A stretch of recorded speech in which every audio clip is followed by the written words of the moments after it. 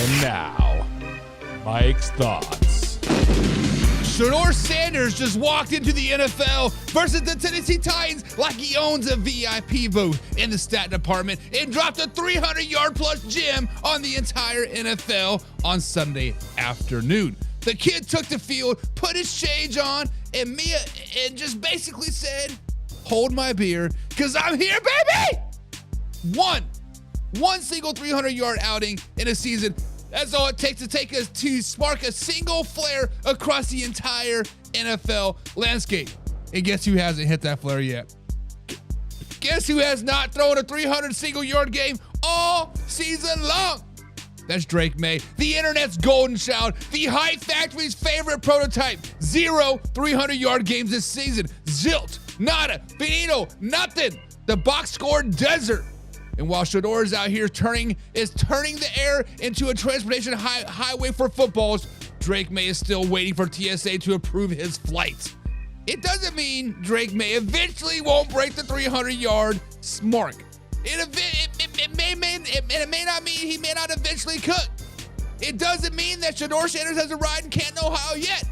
But the facts are hungry little creatures, and this one is chomping loud tonight.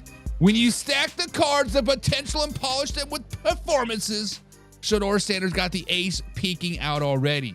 The NFL just got reminded confidence can be loud. Stats can be louder. And Sheduer Sanders put numbers up that you simply cannot ignore. Cue that intro. Are you ready for the best damn NFL show on the planet? Man Hour Nation, rise up. Yeah, hey, let's go. Hitting that gridiron, we going hard, we running the plays. You know the vibe, only the strong survive. Gotta keep your head in the game. Talking NFL, uncut, straight raw, steady bringing that sauce. We about to take off, get it hype. This man, our sport talk. Yeah, from the quarterback to the lineman, everybody bringing heat. You don't really wanna try them. Hey, who gon' win? It's a battle of the giants. This show is the flyest, nobody can deny it. This is Man Hour. Sport talk. Man Hour. Sport talk. What team you reppin'? We keep it interesting. Who caught another down? Who got that interception? This is Man Hour. Sport talk. Man Hour. Sport talk. What team you reppin'? We keep it interesting. Who caught another down? Who got that interception? Let's go. What is up, Man Hour Nation? Welcome to Man Hour NFL Talk, your go-to spot for live, raw, uncut NFL talk. I'm so glad you're rolling with us today. Before we jump into today's action, guys, head over to manhourradio.com. That's where you can find all the exclusive merchandise, check out the blogs, and everything that's happening with the Man Hour show. So if you're rocking the Man Hour, guys, that is a spot to rock it. But make sure you hit the like button, hit the share button, of course, share this with a couple of friends as well, and subscribe so you never miss a live, interactive show. That's the easiest way to stay plugged into us. But if you want the full Man Hour experience, guys, become a Pigskin Pundit. That is our members-only community where you get free entry to weekly NFL pick'ems, giveaways, exclusive merchandise, and bonus live streams that only the Pigskin Pundits get. So if you want that next level access, guys, join the squad today. Now remember, this is a live interactive show, so drop your thoughts down below. Drop your hottest of the hottest takes down below. I want to hear from you. I want to hear from you and your thoughts and opinions.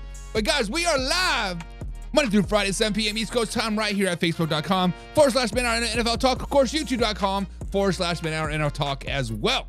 But guys, it is time to jump directly in today's show because we got a Monday night matchup, guys, that everybody is looking after. We got two 8-win teams, one team trying to stay up atop of the NFC East and one team crawling for life in the brutal AFC wildcard race.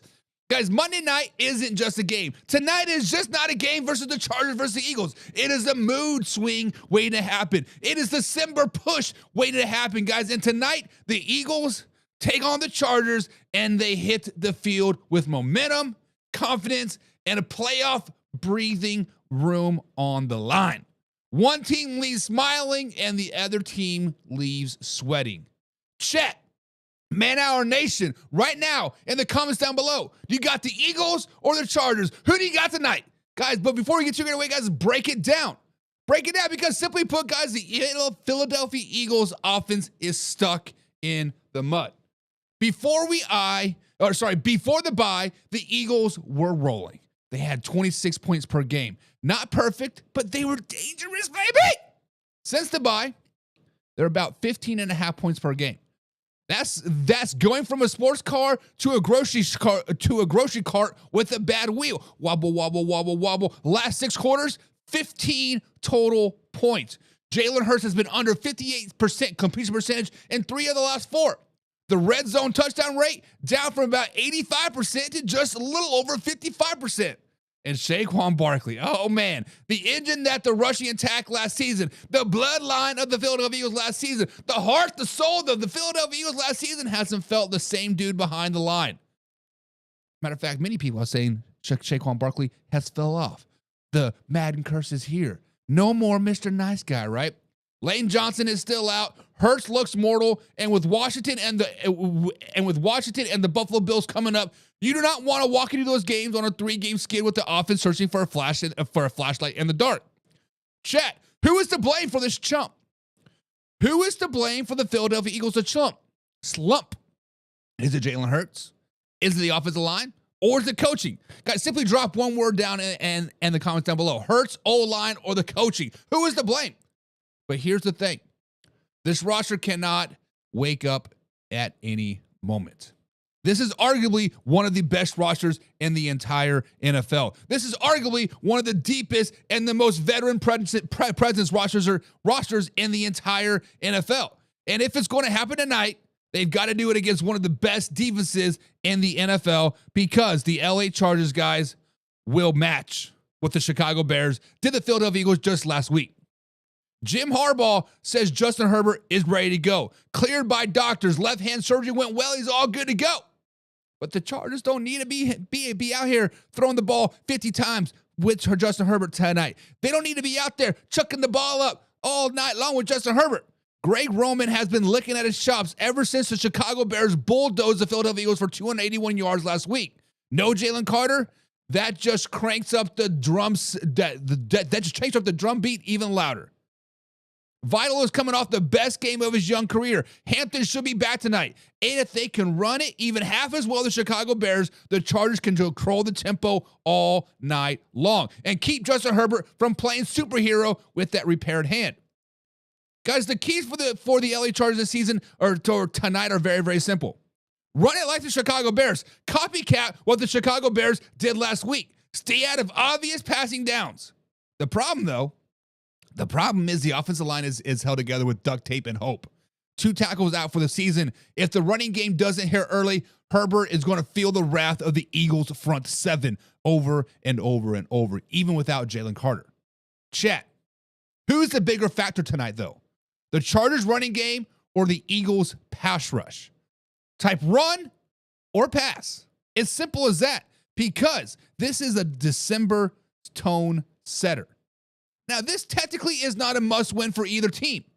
Technically, both teams kind of control their own destiny. All they got to do is win about 2 more games and they're in. There's 5 games left of the season, so it's definitely not a must-win. But it feels like one on both sides. Both of these teams, I feel, are in a must-win situations. If the Eagles lose, that division lead turns into a shaky ladder. And the Cowboys are right there breathing down their necks. And the Cowboys are arguably one of the hottest teams in the NFL. Yes, they did lose to the Detroit Lions last week, but you don't want to place the Dallas Cowboys right now. But the Eagles' last 5 games, 2 against Washington, 1 against Buffalo, and then, of course, tonight versus the LA Chargers. No freebies. No freebies for the Philadelphia Eagles. And as for the Chargers, a loss drops their playoff odds to nearly a coin flip. 50-50 chance. And then you're staring at the schedule that's basically staring straight uphill. Yes, you do play the Kansas City Chiefs. You can never count out the Kansas City Chiefs yet. You got the Dallas Cowboys, the Texans, one of the hottest teams in the NFL, and then the Denver Broncos, the best team in the AFC right now. No soft spots, no comfy landings. Someone's going to wake up Tuesday ready to sprint into December, finish out the season on a high note, and someone's going to wake up looking at their ceiling day, damn, did we just blow our shot? Eagles fans, right now, 1 through 10 in the chat, how nervous are you about tonight? Are you nervous about tonight's game? Chargers fans, 1 through 10, how confident are you about tonight's game? Let me know, guys. Are you confident or are you nervous? Let me know if you're an Eagles fan, if you're a Chargers fan. But It takes one to win the game. Only one person is going to win the game tonight, because if we get a tie, oh, help us God. Let's not get a tie. Guys, I think the Eagles find just enough offense to stop the bleeding tonight. The defense gives Justin Herbert's problem, and the Philly run game wakes up enough, and A.J. Brown keeps on eating. A.J. Brown's the man, the myth, the legend. I am taking the Philadelphia Eagles in a tie one in tonight's game. I am predicting that the Eagles will outlast the Los Angeles Chargers tonight. And I'm predicting that there will be some referee controversy tonight as well. I am predicting that the Philadelphia Eagles beat the LA Chargers 27-21. Justin Herbert's going to throw for 3 touchdowns. Hampton is going to come in, and he's going to run for about 85 yards. But the story of the night is going to be Saquon Barkley. Saquon Barkley is going to come out from the dead, rush for 125-plus yards. A.J. Brown's going to be mad on the sideline because he's not getting the ball. It's going to be Saquon Barkley all night long. 20 rushes, about 10 catches. Give the man the ball. Feed him, feed him, feed him, feed him. But Man Hour Nation, pigskin pundits, who do you have winning tonight? Are the Eagles back on track, or are the Chargers about to shake up the whole entire AFC West? Guys, drop your picks and your score in the chat below. Now remember, subscribe, smash the like button. Remember, we're live Monday through Friday, 7 p.m. East Coast time, right at youtube.com/manhour. Now this is the live interactive show, so pull up, jump in the chat, and be a part of the conversation, baby. But guys, it is time for a little segment we have to call Buy or Sell.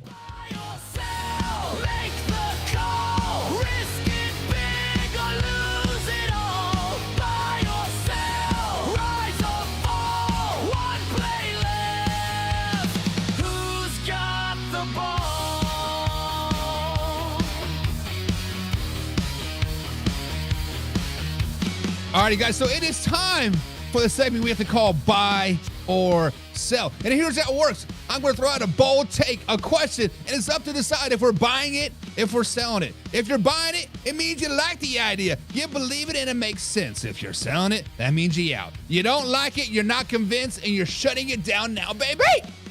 So, guys, let's get into it for this Buy or Sell.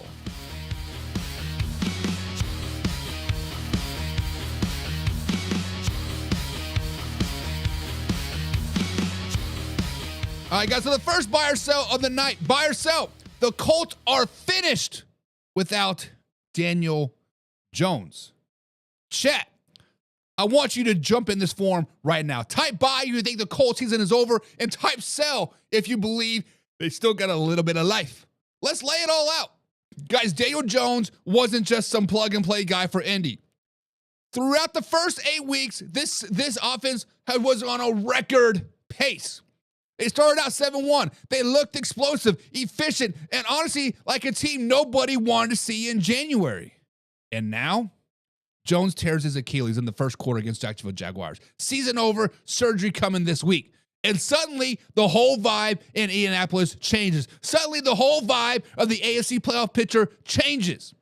This dude was already playing through a hairline fracture in his left fibula on the other leg, and still out there competing. Being the man, the myth, the legend. This is your captain, your leader, the toughest guy in the room, and now he's in a boot on the sideline instead of in your huddle. So here's the question. Are the Colts cooked without him? Are they done? Finito, whatever you want to call it, are they done? Let's start with the buy side. Are you guys buying it? Buying that they're finished? When you look at the context, they have lost 4 of their last 5 with Daniel Jones. They just coughed up the AFC South lead. The schedule left is brutal. They play the Seattle, the 49ers, Jacksonville Jaguars again, and then a Houston team that is hotter than hot to close out the season. This is not exactly your get-right slate per se. Now you're asking a rookie 6th-round pick, Riley Leonard, to save the season. He comes in against the Jaguars and goes 18 for 29, 145 yards, fine. Not a disaster, but nothing that scares defenses either. And that was the Jacksonville Jaguars already in control. Defenses now have film. They're going to load up, dare this kid to beat them, and take away the easy stuff. No more Daniel Jones making pre-snap snacks. No more veteran presence in the pocket. That's a massive drop in a playoff race that has 0 patience. Now, if you're buying it, saying that they're finished, your argument is very, very simple. Your starter is gone for the year. Rookie thrown in the fire, and the team that's already in free fall and a schedule from hell down the stretch. That's a pretty strong buy case. Now let's flip it. The sell side. Sell that they're finished, meaning you still believe. They're not done. Shane Steichen is that dude, potentially coach of the year. This is one of the better offensive minds in the entire NFL. He helped turn around an offense into a machine with Daniel Jones. And now he's got a full week, then multiple weeks to tailor this thing in for Riley Leonard. And Leonard, to his credit, didn't melt. His first real action in the NFL, rain-soaked field against a division rival, and he kept the offense functional. No, it was not pretty, but it also wasn't a complete disaster either. You still have weapons. You still have Michael Pittman Jr. on the outside. Alec Pierce is still making plays. And JT, the MVP himself, is still in the backfield when healthy. A locker room that clearly rattled, that rallies around Daniel Jones. You heard it from Pierce and Leonard themselves. That kind of culture doesn't evaporate because a quarterback gets hurt. Plus, the AFC playoff picture is a complete chaos. That 7-1 start gave them a cushion. You may not love their chances to win the South anymore, but sneaking into a 6 or 7 seed, a very real possibility. If Leonard can just be a game manager, protect the football, and let the rest of the roster do their job, it's not insane to think that they can hang around. So here's where I'm at. I am buying. I'm buying that this team is in serious trouble, but I'm also saying that they're not completely finished. Translation? I don't think they're dead, but the margin for error is gone. They cannot sugarcoat Riley Leonard's growth. Riley Leonard has to grow up fast. Shane Steichen has to call the best ball of his life, and the defense has to step up when the game or two down the stretch. If you're making me put it on the line, I'll say this. The Colts missed the division, and they're hanging around right around the 7-seed bubble going into week 18. One game either way decides their face. Chat, it's your turn. Buy or sell. Are the Colts finished without Daniel Jones? Drop a buy if you think their season is cooked. Drop a sell if you believe that they can call into the playoffs still. Now, give me your prediction. Do the Colts make the playoffs? Yes or no? Remember, we're live Monday through Friday at 7 p.m. East Coast time right here at youtube.com/manhour. Mellow Mike says, well. We're talking about the Chiefs next segment, Mellow Mike. Stay tuned. KR5 says, hello, brother. What up? Mellow Mike says, Colts, like Bucks Colts are like the beloved Cowboys and Chiefs, are cooked. Mellow Mike is buying it. Mellow Mike says buy. Buy. Like NSYNC. Buy. Seth says, yes, they are dead, bro. They're bringing Phillip Rivers back. Burned, bro. Listen, if they bring Phillip Rivers back, Tom Brady's going to go back to the New England Patriots, and he's going to beat Phillip Rivers again in the playoffs, and Phillip Rivers is going to pop out another kid. So let's not make that happen. Let's just not make that happen. And like Mel and Mike says, that's just not a no, but that is a hell no. Colts are done. And honestly, guys, if you want to take it one step further, even with a healthy Daniel Jones, I said they weren't going to win a game for the rest of the season. After the Chiefs lost, I said they were not going to win a game for the rest of the season. That was before the Daniel Jones broken leg issue came out. That was before the torn Achilles. That was before this. They have a plethora of injuries, but their schedule's brutal. Play the Jaguars twice, the Seahawks, and the 49ers. That's just tough. That's just tough. And John Peebles, old man Rivers of Pigskin Punt. Where's that thing at? Pigskin Punt. Get you some. He says simply no. The Colts will not make the playoffs. So let me take this one step further, chat. People down in the comment section down below. Now that the Colts will not make the playoffs, per your guys' predictions and mine as well, do we still have an MVP on their roster? Is Daniel Jones still arguably an MVP? Means he's not going to win it, but we'll see how much of an MVP he was for this team, or is JT going to win it because they're going to carry themselves to the playoffs? That's the real question. That is the real question. But the next one. Next up on the buy or sell segment, guys, are the Chiefs coaching staff to blame for the Houston Texans loss last night. Guys, welcome into buy or sell number 2, where we decide who's getting the smoke tonight. And the topic on the table is very, very simple, guys. Buy or sell. Is the Chiefs coaching staff to blame for the ugly loss to the Houston Texans? Chat, get in here early. Buy if you're putting this on Andy Reid and the coaching staff, or sell if you think it's more the Mahomes and the players type of situation. I'm watching this stat, so let's get into it. Let's set this stage of what happened last night on Sunday Night Football. The Kansas City Chiefs were in a must-win spot. The fourth quarter, it was tied 10-10. 10 minutes left in the ball game. Ball on their own 31. Andy Reid does something he never has done in 27 years as a head coach. Go for it on fourth down in a tie ball game in the fourth quarter inside his own 40. What is going on? 4th and 1. Kareem Hunt on the roster, one of the best short yardage backs in the entire NFL. What do they run? They run shotgun. Hollywood Brown to the backfield, pass play, Mahomes to Rashid Rice, incomplete. First time Andy Reid has ever done this in the exact situation, and then it flips the game. The Texans crash it in, go up 17-10, and the Chiefs never score again. Now, Andy Reid did say hit to himself, I put the guys in a tough situation with the 4th downs. In hindsight, it was wrong. I messed that one up. So let this one hit both ways. Because if you're on the buying case, yeah, it was a coaching issue. Here's your argument, and I understand the argument. Number 1, situational football, right? You have Kareem Hunt, elite in short yardage. You need a 1-yard season on the line, and you get cute. Shotgun, Hollywood Brown in the backfield. You throw over the middle instead of lining up and smashing down the Houston Texans' throat.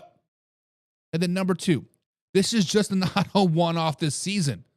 The Chiefs' offense has looked disjointed all season long. Poor red zone designs, weird route spacing, not enough easy throws, and they keep leaning on Mahomes to play hero ball behind backup linemen. And then number 3, the moment. You're tied, you're at home with a defense that was dominating the third quarter. You punt it away, you trust your defense, play field position. Instead, you hand the Houston Texans the ball in a short yardage situation. They're already there for a field goal in a low-scoring game. This is coaching management 101. And finally, Andy Reid admitted it. When the head coach says, I messed that one up, that's not us guessing. That is straight from the man, the myth, the legend himself. But if you're buying it, if you're saying, oh, it's the player's fault, it's the coach's fault. Bad situational play calls, bad overall offense direction, and bad risk management in a must-win game. Chat, if you're buying this one, type coach in the chat. But if you're selling this, nah, this one's on the players, baby, then you are selling it. And then I'm going to point you to these facts of why you could potentially be selling it. Despite 3 backup linemen, the analytics liked going for it. ESPN and Next Gen gave them a slight edge going for it there. With the win probability over 51%. So from a number standpoint, the directions or the decision wasn't crazy. Second, Patrick Mahomes didn't play well. 160 yards passing, 42.4% completion percentage, the worst completion percentage of his career. That's not on Andy Reid. That's simply on QB1. Third, the drops. 5 total drops. Hunt, Rice, Kelsey all dropped critical pass throws within the final 20 minutes. Kelsey dropped back-to-back. The second one, he turns into a Mahomes' third pick and kills the comeback. Rashid Rice drops a 4th and 4. Thornton flat out whiffs on what should have been a 48-yard touchdown. You can call it whatever you want as a coach. If your Hall of Fame tight end, your young star receiver, and your weapons aren't catching the freaking ball, that's pure execution. So if you're saying it, if you are selling this, you are saying the decision to go for it was defensible. The play calling could have worked if the line protection, the timing's better. Mahomes and his weapons flat out didn't execute. If you're selling this one, this type players down in the chat. But here's where I land. This is where I land. I'm buying it. The coaching deserves a big slice of the blame. But I'm not letting the players off the hook either, but coaching gets the deserving this time.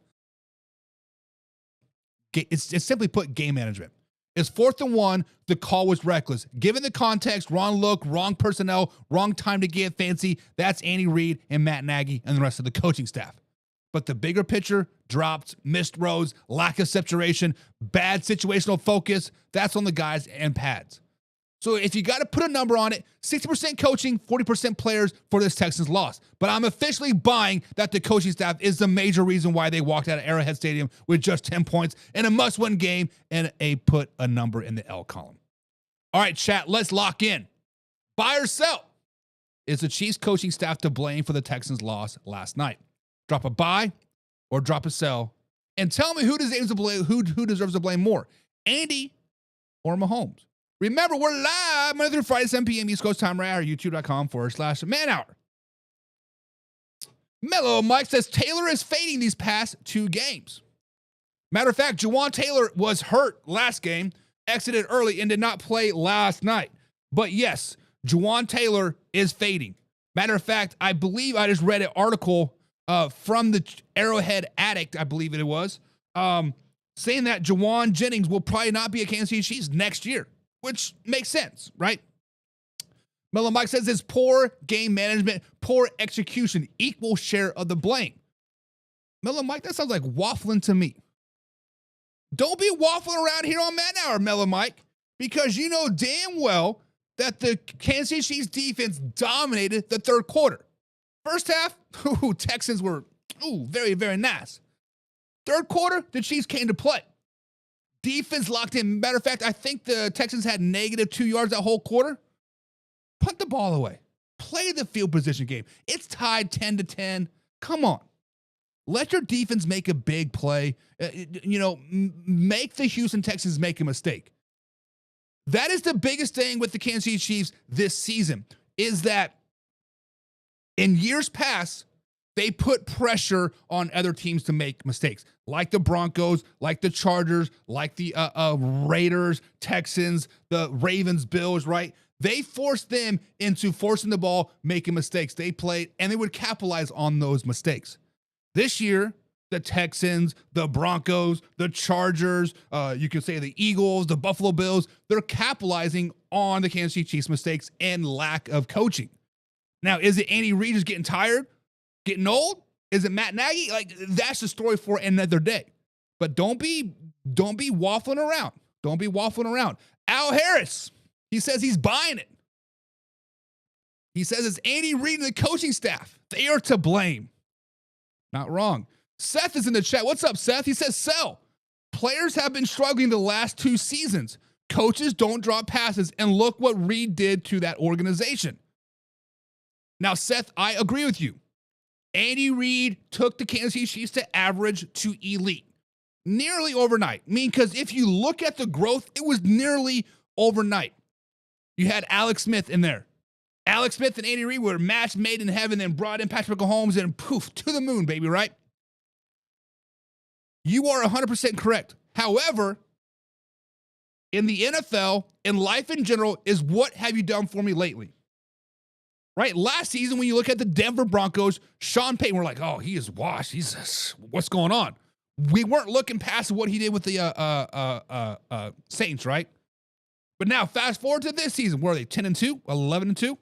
They were balling out. Defense is lights out. Offense is centered around a great fundamentally scheme. Run the ball down your throat, nickel and dime you down the field, get the deep pass when it's there. We forgot about Sean Payton last year. It was like, oh, shit, what happened, right? So I get what you're saying, but at the same time, plays are called. Patrick Mahomes put it on his hands. It's dropped. 5 drops, right? There are 3 big names.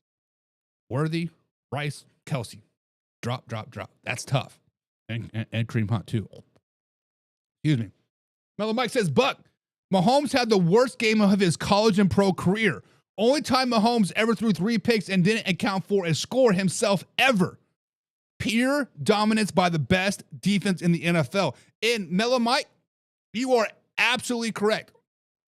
I was kind of passively glazing your Houston Texans defense, saying, no, they're not that good. They're not that good. But secretly, deep down, I knew the Texans front 7 was dominant. When they got Danielle Hunter, 2 seasons ago or 3 seasons ago, I was like, oh shit, Because Danielle Hunter, whether you want to admit it or not, he was arguably a top defensive lineman in the NFL. He is that silent sung hero. You don't hear a lot from him in the broadcast, but when you look at the stat sheet, man, gets like 7 tackles and like a half a sack, and they're literally running the other way. And he added Will Anderson, arguably the best front, like the center part of the defense ever. That man's a good Lord. And then Aziz, am I saying that name right? Ashir, right? Aziz Ashir. As much as I dog that man about how dirty he is, I respect his game. Because, man, he comes in there with authority and hits people in the mouth. And then that safety, who's that, Pierce? Ooh, man, did he hit Rice like a... Rice looked dead. Rashid Rice looked dead out there. But yes, the defense did do great for the Houston Texans. And Patrick Mahomes is having a bad statistical year. Now, obviously, the drops go on his incompletion passing and then a QBR and like all that stuff. But when you have 5 drops that should have been completions, 2 of those drops turned into interceptions. It is a tough situation. Al Harris says all drops. And Seth says all are getting old too. Correct. Travis Kelce's 36 years old. Patrick Mahomes is now, guys, Patrick Mahomes has now been in the league for 8 years, 9 years. I mean, he's getting up there. He's pushing 30 now. So yes, the primes are now, except for Travis Kelce, he's way past his prime, is evident. But yes, I agree. Neil Williams, 3639. What is up, Neil? He says, sell. Mahomes is to blame. Why is Patrick Mahomes to blame? Because when you look at Patrick Mahomes, he put the ball where it needed to be all night long. When you look at Patrick Mahomes, he was scrambling, making great plays all night long. Do you want him to throw the ball and catch the ball as well? That's kind of what it seems like you are wanting to do. But I agree. I mean, you can sell it, put it on the players. Like I said, I put about 40%. Mellow Mike says, it is time for the Chiefs to go start a new chapter. Kelce rides off and becomes Mr. Travis Swifty. Chiefs fire Nagy and restructure the offensive personnel. And I think that's what's going to happen this season because Travis Kelce is on the last year of his contract. They're going to probably draft a tight end because they're sitting at their 12th, 13th draft pick right now, bearing things fall out the way they're supposed to. And so they're going to draft his replacement. I thought his replacement was going to be Noah Gray. But Noah Gray got a concussion versus the Cowboys. He didn't play. And then he had 3 drops himself too, right? So, yes, it is time for the offensive shovel. I think they got the skill players in place.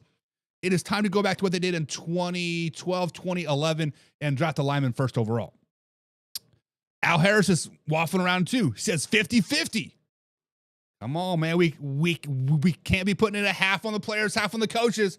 It's one or the other, Al. One or the other, Al. Come on, man. Come on. John Peoples, it says lack of execution. Fault players. So John Peoples is a pigskin punny, guys.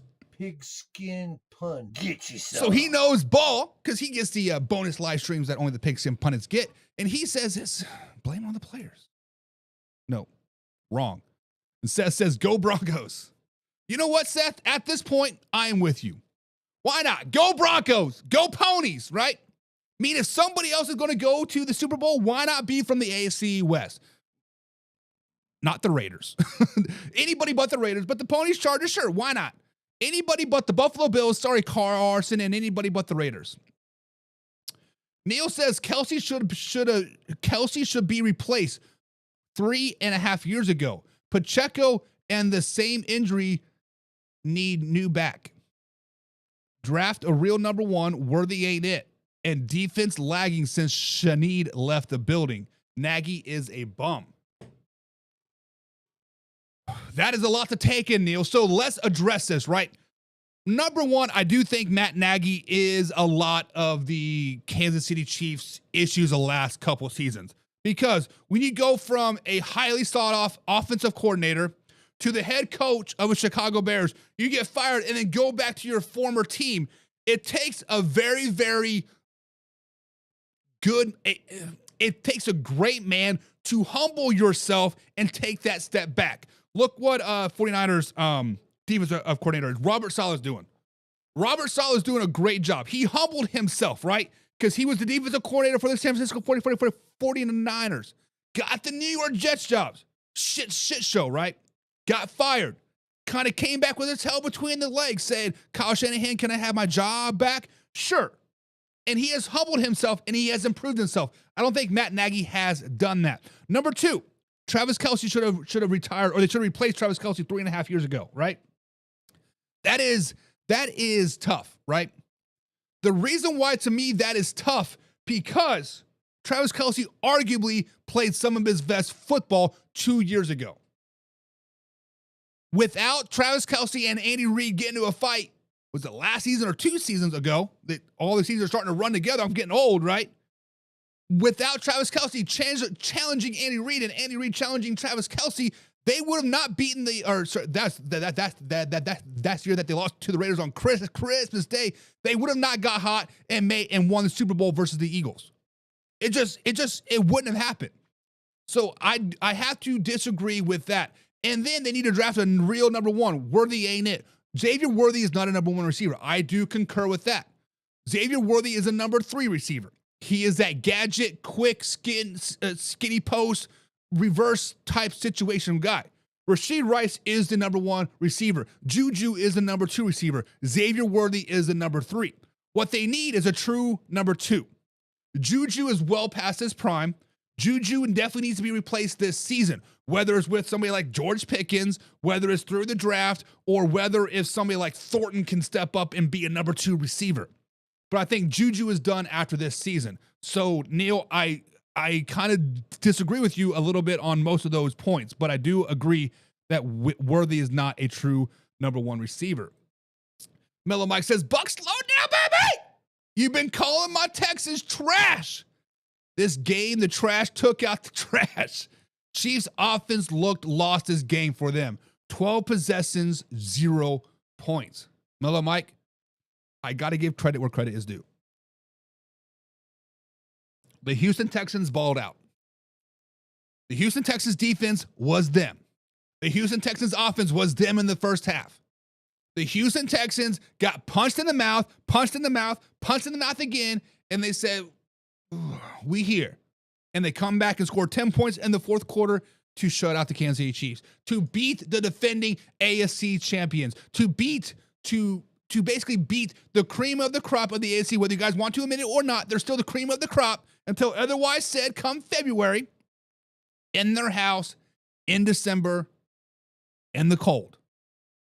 If you guys remember, on Friday's show, I said the cold was going to be a big factor for CJ Stroud.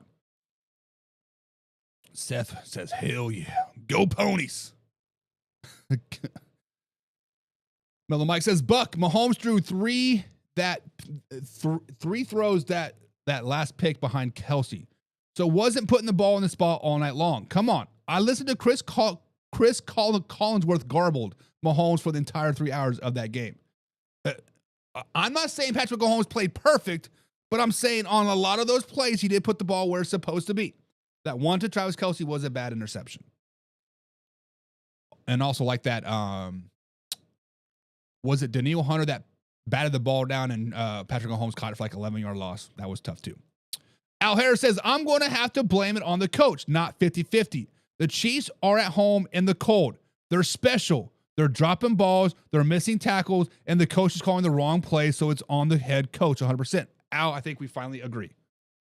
Al has finally come to the dark side and finally agrees. Al, I agree with you on that 100%. Mellow Mike says, let me be humble. The Texans winning the Super Bowl, baby. Defense wins championships. Cardinals, Raiders, Chargers, Colts, Texans schedule 9-game winning streak. Very, very possible. And much like the Dallas Cowboys, Mellow Mike, I said if the Dallas Cowboys win 8-9 games in a row and make it into the playoffs, you don't want to play them. And the Houston Texans, they win 8, 9, 10 games like in a row. They don't have the Baltimore Ravens to beat them in the playoffs this year. They could very well go. They could very, very well go. But guys, next up here on the old buy or sell, we got to talk about the Baltimore Ravens. Guys, buy or sell. Did the refs cost the Ravens the game on Sunday versus the Pittsburgh Steelers? Type buy if the refs stole the game. Type sell if the Ravens have nobody to blame but themselves. I'm watching the chat, guys, so let me set the scene for you. Let's set the controversy, as they like to say. Ravens are down 27 to 22. Under 3 minutes left in the football game. Lamar Jackson drop backs, fires to Isaiah, likely on a 13-yard strike to the end zone. Likely goes up, secures, right foot down, left foot down. The referee throws up the hounds, touchdown, baby! Harbaugh is celebrating. Lamar's dabbing up his teammates. And then here comes the buzzkill, the review. The ref walks out. After further review, the pass is incomplete. Then say, Joey Porter Jr. punched it out before likely got the third step, so by rule, no touchdown. That wipes off of what it could have been a 1-point Ravens lead with 2:43 left to go. Early in the quarter.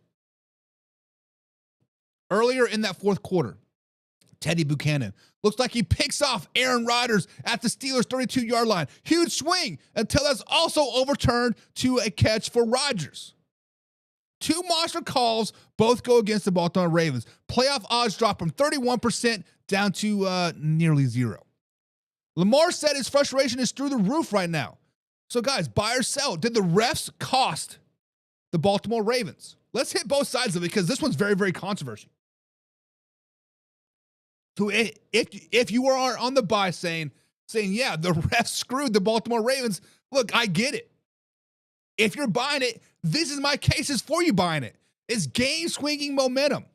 That likely reversal isn't some random 2nd and 7 in the second quarter. That's the go-ahead score in the final 3 minutes of a divisional game. In a playoff push, as a matter of fact, in a default playoff game, you overturn that and you're directly impacting who probably wins that game. The catch to me looks like a catch. Likely catches it, controls 2 feet in the end zone, football moving, starting, and no. Most fans see it as a touchdown. Instead, the league leans in the ultra-technical third step language and wipe it all out.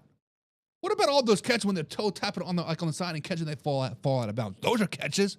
Those aren't 3 steps. 2 calls, same direction. Buchanan's interception became a catch for Rodgers. That's another high leverage play taken away from the Baltimore Ravens. When both 50-50 reviews go Pittsburgh Steelers' way, it feels like less bad luck and more like the deck is stacked against you. Even the players and coaches are stunned. Harbaugh on the Buchanan play, that's just flat out wrong, he said. Derrick Henry, Ronnie Stanley, Rashad Bateman, all saying they thought likely scored. And when that many vets are shook by the officiating, you know it just wasn't fans overreacting. It's just not us overreacting, but if you're buying it. If you're buying it, guys, saying that the refs did not make bad calls, they changed the outcome of a game that might cost Baltimore a playoff spot. Chat, if you're buying on this type, rest in the chat. But if you're selling it, saying the Ravens have nobody to blame but themselves, this one's tough. But the rule is clear.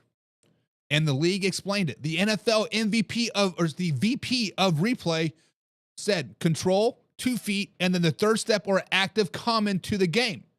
Before likely gets his third step down, Porter jumps it out.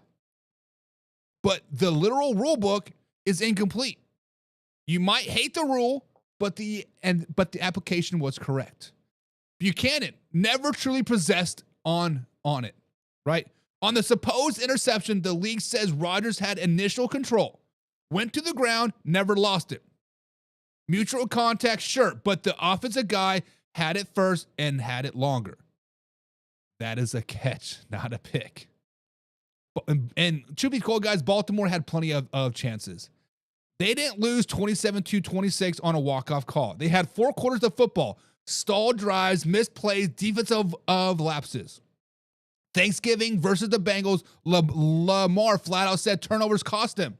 This isn't new. Playoff teams rise above the whistle. You want to be a playoff team, you don't push your session or your season in the ref's hands. You build a lead, you execute all 4 quarters, and make those calls irrelevant. So if you're selling it, you're saying, yeah, the calls hurt, but great teams don't let 2 reviews decide their season. So if you're selling on this, guys, type Ravens in the chat. So Man Hour Nation, where do I land? Guys, I am buying that the refs had a major impact of this game, but I'm selling the idea that the only reason why the Baltimore Ravens lost. The likely overturn, brutal. In that moment, that late, that close to the playoffs, it stings more than a normal call. The Buchanan reversal stacked on top of it, that is a flat-out gun punch. But the Ravens also had 3 hours to be not in that spot. They've blown opportunities for weeks, and when you live on the edge, 1 or 2 borderline calls can knock you off the cliff. So if you're going to put numbers on it, I'm going to go 40% refs, 60% Ravens. The stripes hurt them. Do not get it twisted. The Ravens hurt themselves more. So I am slamming it on the Baltimore Ravens. So chat, lock in. Buy or sell. Did the refs cost the Ravens a game? Drop a buy or sell. And tell me who's the bigger problem right now, the refs or the Ravens. Neil says, I got to sell on the Ravens. He said it wasn't the refs' fault. It was the Ravens' fault. They had 4 hours of football to figure it out. He said the Ravens cost the Ravens that game. They don't get no passes, so we ain't going to like they wasn't trash for the first 2 months of the season. 100% true, Neil. 100% true, Neil. Mellow Mike says, last night was a defensive clinic. Form tackling and hard hits, all football was meant to be played. Texans Chiefs were doing it all. That the third quarter was amazing, Mellow Mike. You were absolutely right. EC12XX, he says, I hate this head coach Bunny Soft weenie weirdo. Hopefully gets embarrassed and gets fired on Tuesday when we win. Who are you talking about? This head coach Bunny Soft weenie weirdo. Are you talking about Harbaugh? Because if you're talking about Harbaugh, I've been wanting him fired the last 2 seasons, hell, the last 3 seasons. Get him out of town. But EC12XX, let me know. Who are you talking about? Are you talking about the Ravens head coach, or are you talking about old Kansas City's head coach, Andy Reid? Mellow Mike says you win on the scoreboard by scoring more points than the other team. Stop blaming the refs and go win games. I love spam, guys. Sorry about that. I try to block it. This has been football since it was first invented, when Buck was in high school. I'm not that old, brother. I am not that old. But who do you guys going to blame? Are you going to blame the refs? Or are you going to blame the old Baltimore Ravens themselves? But guys, that is going to be it for tonight. Get out there, watch some football tonight. We'll be back tomorrow at 7 p.m. East Coast time, live, raw, uncut. Until then, guys, we out. Hey, now it's time to take off. Gotta keep it live and raw. Better stay tuned in. Man, our NFL talk. I know that you're ready for more. They on the field, ready for war. Who's in the lead? I'm checking the score. We about to do it like never before. NFL live, uncut, raw. This is Man Hour NFL talk. Let's go. And yes, Neil, you are correct. The Ravens did start off 1-5, 2-6. They were a very, very bad team. They were a bad team. They turned it on. Lamar was hurt. Remember, he was hurt with those hamstring and quad and ankle. He didn't want to play. But yeah, you're right. See you guys.